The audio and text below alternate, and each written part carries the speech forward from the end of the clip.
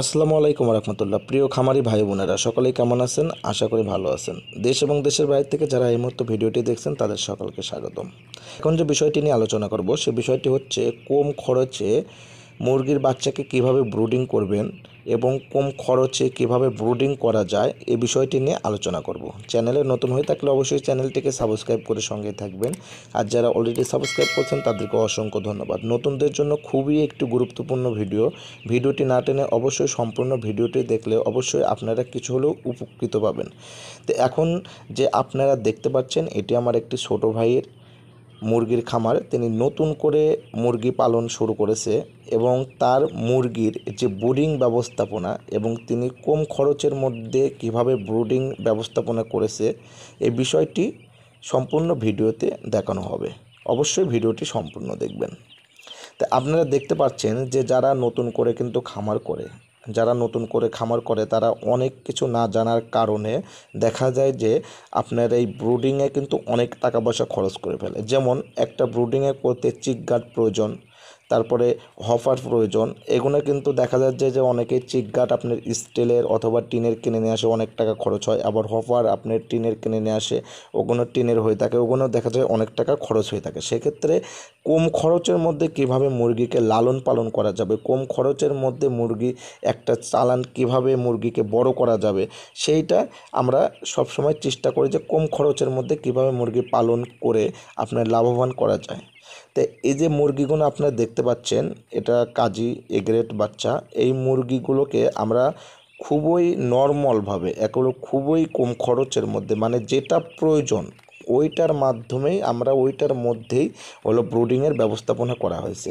সেক্ষেত্রে ভাই দেখেন যে কাজটি করেছে, উনি চতুর সাইডে যে চিক গার্ডটা ব্যবহার করা হয়, চিক গার্ডটা কিন্তু দিয়েছে কার্টুন দিয়ে। দেখা যায় যে বাসায় কিন্তু এরকম ধরনের কার্টুন অনেক সময় পড়ে থাকে, অথবা এই যে কোনো কার্টুনের দোকান থেকে অথবা যে কোনো আপনার মুদিখানার দোকান থেকে এরকম কার্টুন কিন্তু অবশ্যই আপনারা পেয়ে যাবেন। এরকম কার্টুন দিয়ে দেখেন ভাই অনেক সুন্দর করে কিন্তু চতুর সাইডে চিক গার্ড হিসেবে ব্যবহার করেছে এবং যে উপরে হফারটা ব্যবহার করেছে। যেমন হফার আপনারা জানেন যে হফারটা দেওয়া হয় মুরগির তাপটাকে নিচের দিকে দেওয়ার জন্য। সেক্ষেত্রে ভাই দেখেন কী হচ্ছে, উনি হফারের পরিবর্তে আপনার যে ফ্যান আছে ফ্যানের যে নেট উপরে সামনে যা থাকে যে খাঁচা, এই খাঁচাটা কিন্তু উনি ব্যবহার করেছে। সেক্ষেত্রে দেখা যাচ্ছে যে মুরগির কিন্তু তাপ কিন্তু ঠিকই হচ্ছে এবং মুরগির আপনার চিক গার্ডের জন্য আপনার যে কোনো স্টিলের টিনের কোনো কিছু কেনা লাগতেছে না এবং হফারটা কিন্তু কেনা লাগতেছে না। সেক্ষেত্রে কিন্তু ব্যয়টা কিন্তু কমে যাচ্ছে। তো আপনারা যারা নতুন করে খামার করতে চান, ঠিক এই যে আমার যে ভাইটা যেভাবে চিক গার্ড এবং হফার ব্যবহার করছে, যেভাবে মুরগিগুলোকে ব্রুডিং ব্যবস্থাপনা করছে, আপনারা কিন্তু এইভাবেই কিন্তু মুরগিগুলোকে ব্রুডিং ব্যবস্থাপনা করতে পারবেন। সবসময় মনে রাখবেন মুরগির ব্রুডিং ব্যবস্থাপনায় মেন এবং মুরগির ব্রুডিংয়ে হলো তাপমাত্রা হলো মেন। আপনি তাপমাত্রা সঠিকভাবে দিতে পারলে আপনার সব কিছু কিন্তু ঠিক থাকবে।